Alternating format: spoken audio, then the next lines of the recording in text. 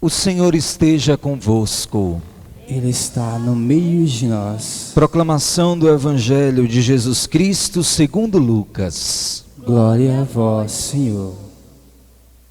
Naquele tempo, os fariseus e os mestres da lei disseram a Jesus: os discípulos de João e também os discípulos dos fariseus jejuam com frequência e fazem orações, mas os teus discípulos comem e bebem. Jesus, porém, lhes disse: os convidados de um casamento podem fazer jejum enquanto o noivo está com eles, mas virão dias em que o noivo será tirado do meio deles.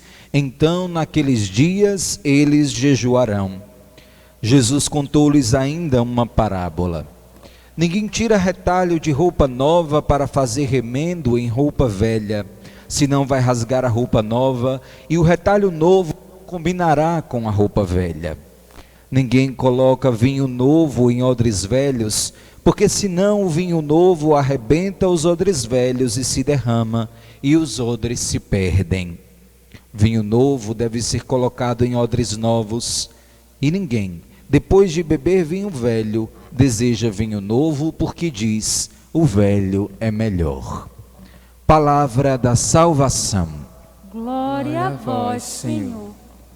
Reverendíssimo Padre José Alain, cura de almas de nossa paróquia de São José Operário, estimados irmãos e irmãs, que em pouco número compõem esta assembleia, mas que nos acompanha em número maior pelas redes sociais.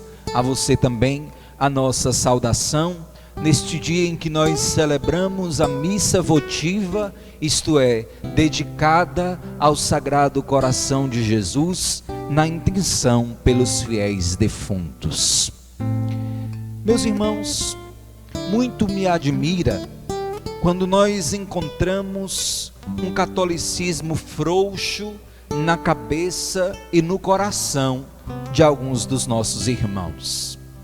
Me lembro que certa vez eu estava em uma conversa em família e uma pessoa que se dizia católica levantou-se e disse: nós, católicos, rezamos pelos mortos, mas isso de nada adianta.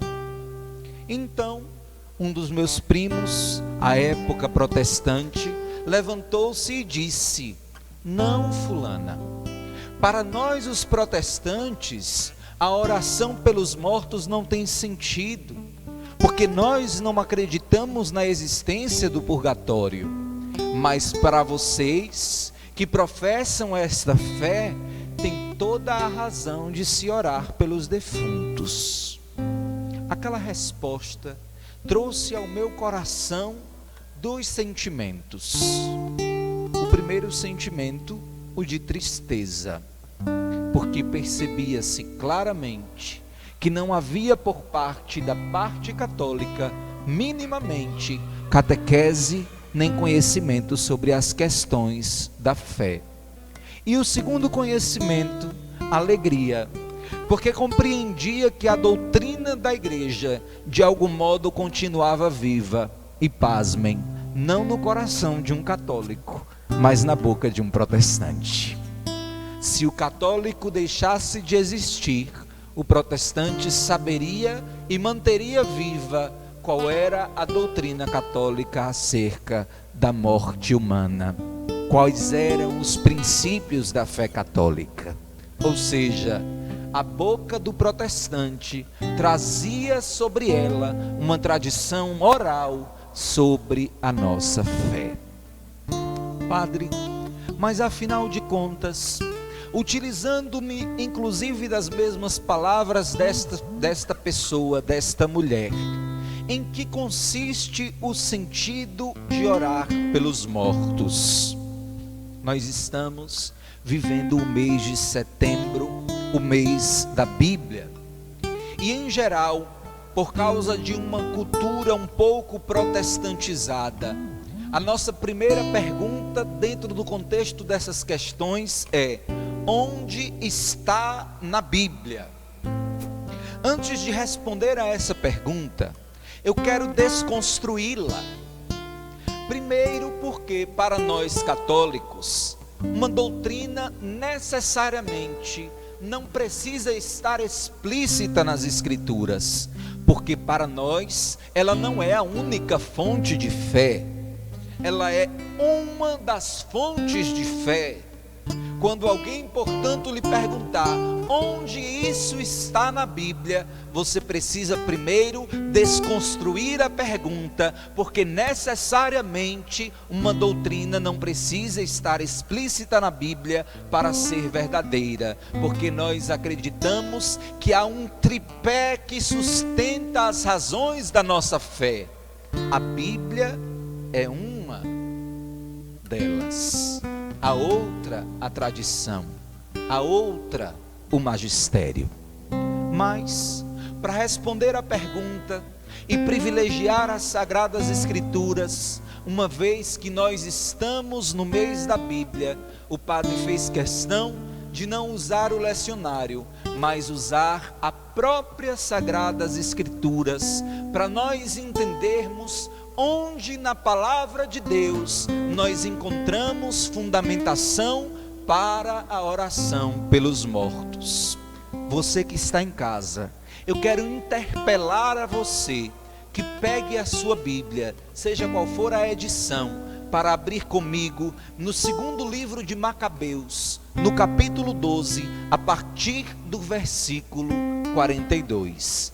Faço questão de abrir também na minha Bíblia, para que nós acompanhemos juntos o que diz a palavra de Deus a esse respeito, em 2 Macabeus, no capítulo 12, versículo 42 e seguintes. Se você tem na sua casa a edição pastoral ou a edição da Bíblia Ave Maria, não importa, algumas mudanças nós vamos encontrar nas palavras, mas com o mesmo significado. Eu vou inclusive me aproximar. De que câmera eu estou falando? Pode ser aqui? Muito bem. Para nós entendermos onde nas Escrituras nós encontramos a oração pelos mortos. E a palavra nos diz o seguinte: o nobre Judas falou à multidão, exortando-a a evitar qualquer transgressão ao ver diante dos olhos o mal que havia sucedido aos que foram mortos por causa dos pecados. Em seguida, fez uma coleta, enviando a Jerusalém, ou seja, fez uma coleta entre os fiéis, para enviar ao templo de Jerusalém, fez uma coleta de 10.000 dracmas. E eu já abro um parênteses para explicar. Dracma era a moeda da época, uma moeda grega. E eles enviaram 10.000 dracmas para o templo de Jerusalém. Para quê? Para que se oferecesse um sacrifício. O antigo sacrifício da antiga aliança era necessário que se oferecesse em expiação pelos pecados daqueles que morreram. E a Bíblia coloca 2 pontos dizendo o seguinte: belo e santo modo de agir. Belo e santo modo de agir, o de recolher aquelas 10.000 dracmas, aquele dinheiro, para enviar ao templo de Jerusalém, de modo que se pudesse oferecer pelos mortos um sacrifício. E não paramos por aqui. A Escritura segue a partir do versículo 43. Santo e belo modo de agir, decorrente de sua crença na ressurreição, Ou seja, só reza pelos mortos aquele que crê na ressurreição. E segue no versículo 44: porque se ele não cresce e não julgasse que os mortos ressuscitariam, teria sido vão e supérfluo rezar pelos mortos. Ele, Judas, ordenara que se recolhesse as dracmas, enviasse para o templo de Jerusalém, para que se oferecesse um sacrifício, porque cria na ressurreição. E o texto segue no versículo 45. Mas, se ele acreditava que uma bela recompensa aguarda os que morrem piedosamente, era esse um bom e religioso pensamento. Eis porque ele pediu um sacrifício expiatório. Porque aqui está a resposta: para que os mortos fossem livres de suas faltas.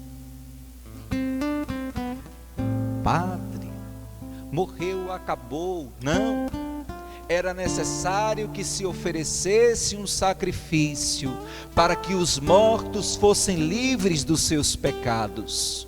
Isto nós encontramos com clareza no Antigo Testamento, no livro de 2 Macabeus.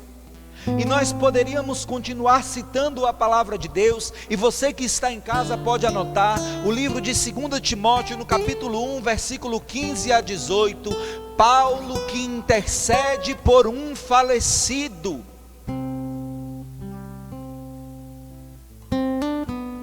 Paulo diz que a graça e a misericórdia de Deus recebam Onésiforo, que já havia partido para a glória de Deus, e ele suplicava por ele a misericórdia. Depois nós seguimos para o Apocalipse, no capítulo 21, versículo 2, que diz que é necessário que um fogo purificador, o purgatório, faça com que os homens experimentem a purificação, porque nada de profano entra na Nova Jerusalém, nada de profano entra onde está o Senhor.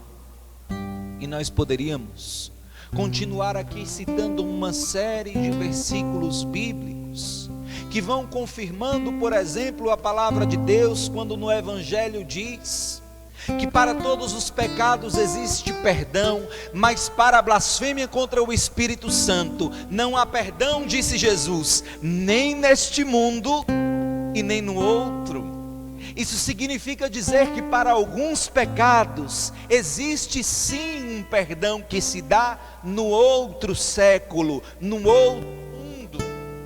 É por isso que nós temos a obrigação, meus irmãos e minhas irmãs, moral no sentido da fé, de interceder por aqueles que faleceram, de recolher as nossas dracmas e enviar para a nossa Jerusalém terrestre, isso é, a nossa igreja, para que ela ofereça, tal como pediu Judas nesta palavra de 2 Macabeus, que não é o Judas do Antigo Testamento, que se oferecesse no templo, modo expiatório, a que Deus pudesse então, deste modo, vir a perdoar os erros daqueles que haviam falecido piedosamente, mas não estavam ainda totalmente purificados para verem a glória de Deus. E diz o Apocalipse: o nosso sacrifício fará com que eles experimentem este dom de purificação para entrarem na Nova Jerusalém. Eu vos pergunto, a vós que estáis em casa e sois batizados na Igreja Católica, atenção, uma pergunta muito séria: com que responsabilidade de cristão você trata os falecidos da sua família? Com que responsabilidade? E responsabilidade eu me refiro aqui a quantidade de almas que estão padecendo no purgatório, porque lhes falta uma prece amorosa. Quantos na igreja padecente, esperando pela oferta do santo sacrifício da missa, para ingressarem definitivamente no céu. E a nossa fé, no que diz a igreja, nos revela por seu intermédio, que as orações que foram dedicadas às almas que já estão na glória de Deus são aplicadas às outras almas. E isso desconstrói o nosso argumento de que há 20 anos eu rezo pelo meu pai, não é possível que ele já não esteja na glória de Deus. De que faz 30 anos que eu rezo pelos meus avós, não é possível que não estejam na glória de Deus. Nós não sabemos como o Senhor está aplicando as nossas intenções. O que nós sabemos é que o santo sacrifício da missa expia os pecados dos vivos e dos mortos, porque assim nos revelou a palavra de Deus e nos fez saber a sua santa igreja. Meus irmãos, que a partir desta Eucaristia, nós venhamos a adquirir cada vez mais, como nos disse o livro dos Macabeus, o belo e piedoso costume de interceder pelos mortos. Por quê? Disse ele, para que eles sejam purificados dos seus pecados. Só assim procede aqueles que têm uma fé que decorre da esperança na ressurreição. Se você crê na ressurreição da carne, se você crê na palavra de Deus, não somente no mês da Bíblia, se você crê no que diz a igreja, é preciso que ofereça com todos nós um santo sacrifício expiatório para que sejam livres dos pecados os nossos falecidos. Por fim, encerrando esta homilia catequética, lembremos-nos que este costume se deu desde a igreja primitiva, somente para dizer que nós estamos embasados na Escritura e na tradição. As primeiras Eucaristias, no tempo dos cristãos primitivos, eram celebradas sempre nos túmulos dos mártires, porque a igreja cria, como crê, com todas as suas forças, que os mortos estão em comunhão conosco.